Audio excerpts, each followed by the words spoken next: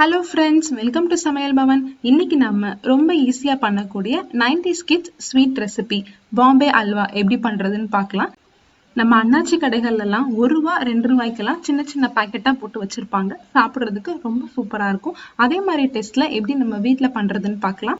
என்னோட ரெசிபிஸ்லாம் நீங்க மிஸ் பண்ணாம பார்க்கணும்னா சமையல் பவனுக்கு சப்ஸ்கிரைப் பண்ணி பெல் ஐக்கானை கிளிக் பண்ணிக்கோங்க. இப்போ வாங்க நம்ம எப்படி பண்ணலான்னு பார்க்கலாம். ஒரு கடாய் எடுத்துக்கலாம். அதுல 1 டம்ளர் அளவுக்கு சர்க்கரை சேர்த்திருக்கேன். இது நம்ம வீட்ல டீ குடிக்க பயன்படுத்துற கிளாஸ் தான். அதே டம்ளருக்கு 1 டம்ளர் அளவுக்கு தண்ணி சேர்த்துக்கோங்க. இப்ப அடுப்பை ஆன் பண்ணிட்டு நல்லா கலந்து விடுங்க. சர்க்கரை நல்லா கரைஞ்சு கொதிச்சு வரணும். அது கொதிச்சுட்டு இருக்க நேரத்துல நம்ம ஒரு கலவை ரெடி பண்ணிடலாம். அதே கிளாஸுக்கு 3/4 கிளாஸ் அளவுக்கு சோள மாவு, கார்ன்ஃபிளவர் மாவு இருக்கு இல்லையா, அதை சேர்த்துக்கலாம். அது கூட 3/4 பங்கு அளவுக்கு தண்ணி சேர்த்துக்கோங்க. இது எல்லாத்தையும் சேர்த்துட்டு நல்லா கரைச்சு விட்டுறணும். கட்டியே இல்லாம ஒரு ஸ்பூன் எடுத்து நல்லா கலந்து விட்டுருங்க. கொஞ்சம் கூட கட்டியே இருக்கக்கூடாது. நல்ல பால் மாதிரி வரணும். பாருங்க, இந்த அளவுக்கு இருக்கணும். இப்ப பாத்தீங்கன்னா நம்ம சர்க்கரை நல்லா கொதிச்சிருச்சு. பாகு ஆகணும்னு அவசியம் கிடையாது. நல்லா கொதிச்சா மட்டும் போதும். நம்ம கரைச்சு வச்சிருக்க கார்ன்ஃபிளவர் மாவு இருக்கு இல்லையா, அதை இந்த மாதிரி வடிகட்டி சேர்த்துக்கோங்க. எந்த கட்டி இருந்தாலும் முதலே வந்துடும். இது சேர்த்ததுல இருந்து நம்ம கைவிடாம கிண்ட ஆரம்பிச்சிடணும். அடுப்பை மீடியம் ஃப்ளேம்ல வச்சு கொஞ்சம் கொஞ்சமா கலந்து விடுங்க. ஹை ஃப்ளேம்ல வச்சுட்டீங்க அப்படின்னா முதலே ரொம்ப கட்டி ஆயிரும். இது மொத்தமாவே பண்றதுக்கு 7ல இருந்து 10 நிமிஷம் தான் ஆகும். ஒரு 2 நிமிஷம் கழிச்சு இந்த மாதிரி நல்லா கெட்டியாகி வரும். இந்த பக்குவத்துக்கு வந்ததுக்கு அப்புறம் அடுப்பை மீடியம் ஃப்ளேமுக்கு கொஞ்சம் குறைவா வச்சு கலந்து விட்டுட்டே இருங்க. இந்த மாதிரி நல்லா திரண்டு வந்ததுக்கு அப்புறம் ஒரு 2 டேபிள் ஸ்பூன் உருக்குன நெய் சேர்த்துக்கோங்க. இந்த அல்வா பண்றதுக்கு ரொம்ப நிறைய நெய்யெல்லாம் செலவாகாது. ஒரு 5 டேபிள் ஸ்பூன் நெய் இருந்தா போதும். இதை நல்லா கலந்து விட்டுட்டே இருங்க. இதுக்கப்புறத்துல இருந்து நம்ம இதே பக்குவத்துல கொஞ்சம் கொஞ்சமா ஒண்ணா சேர்த்து கலந்துக்க போறோம். இது கூட அதே டம்ளருக்கு ஒரு 1/2 டம்ளர் சர்க்கரை சேர்த்துக்கோங்க. நம்ம ஏற்கனவே 1 டம்ளர் அளவுக்கு சர்க்கரை சேர்த்திருப்போம். இந்த சர்க்கரை நம்ம இந்த ஸ்டேஜ்ல தான் சேர்த்துக்கணும். இதை நல்லா கலந்து விட்டுருங்க. நல்லா கண்ணாடி மாதிரி ஆகி வரும். இது கூடவே ஒரு சின்ன சிட்டிகை ஆரஞ்சு ஃபுட் கலர் தண்ணியில கரைச்சு சேர்த்துக்கோங்க.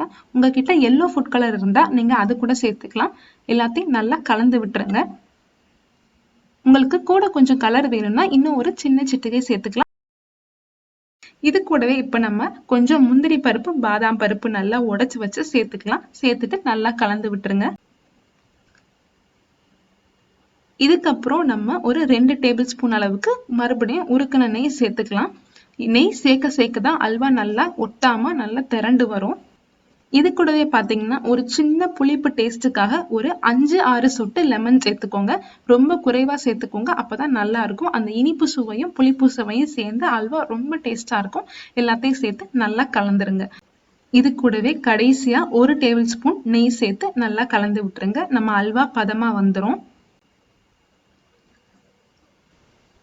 அல்வா கரண்டிலையும் சட்டிலையும் ஒட்டாம இந்த மாதிரி நீங்க எடுத்து போடுறப்ப இந்த மாதிரி அழகா விழுகணும். அவ்வளவுதான். ஒரு 10 நிமிஷத்துல நம்ம சூப்பரா ரெடி பண்ணிட்டோம். ஏதாவது ஒரு பாத்திரம் இல்ல ஒரு தட்டுல கூட லைட்டா நெய் தடவிட்டு நம்ம செஞ்சு வச்சிருக்க அல்வாவை அதுல போட்டு நல்லா தட்டி விட்டுருங்க. இந்த மாதிரி நல்லா லெவல் பண்ணி தட்டி விட்டுக்கோங்க. அல்வா நல்லா இறுகணும். அதுக்கு ஒரு 30ல இருந்து 40 நிமிஷம் அப்படியே விட்டுருங்க. இப்போ ஒரு 40 நிமிஷத்துக்கிட்ட ஆயிருக்கு. நம்ம இந்த மாதிரி கவுத்தி எடுக்கிறோம். லைட்டா ஒரு தட்டு தட்டி விட்டீங்க அப்படின்னா அல்வா அழகா வந்துடும். பாருங்க, நல்லா இறுகிருச்சு. இப்ப நம்ம இதை கட் பண்ணிட வேண்டிதான். நம்ம கட் பண்றப்பே தெரியுது அல்வா நல்லா சாஃப்டா ஒட்டாம வருது. கத்திலையும் ஒட்டவே இல்லை. நல்லா இறுகிருக்கு. கடைகள்ல எல்லாம் நல்லா சதுரம் சதுரமா வச்சிருப்பாங்க. அந்த மாதிரி நாங்க வெட்டி எடுத்துப்போம். இந்த ஸ்வீட் ரெசிபி ரொம்ப சட்டுன்னு பண்ணிடலாங்க. நம்ம வீட்டுக்கு யாராச்சும் கெஸ்ட் வராங்க அப்படின்னா நம்ம உடனே இது செஞ்சிடலாம். ரொம்ப டேஸ்டா இருக்கும். இப்ப பாருங்க, நம்ம சூப்பரான அல்வா ரொம்ப அழகா ரெடி ஆயிடுச்சு. அவ்வளோ சாஃப்டா இருக்கும். வாயில போட்டதுமே அப்படியே கரைஞ்சு போகும். ரொம்ப டேஸ்டா இருக்குங்க. கண்டிப்பா ட்ரை பண்ணி பார்த்துட்டு எப்படி இருந்துச்சுன்னு எனக்கு கமெண்ட்ல சொல்லுங்க. என்னோட ரெசிபிஸ்லாம் உங்களுக்கு பிடிச்சிருந்துச்சு அப்படின்னா சமையல் பவனுக்கு சப்ஸ்கிரைப் பண்ணிக்கோங்க. தேங்க்யூ.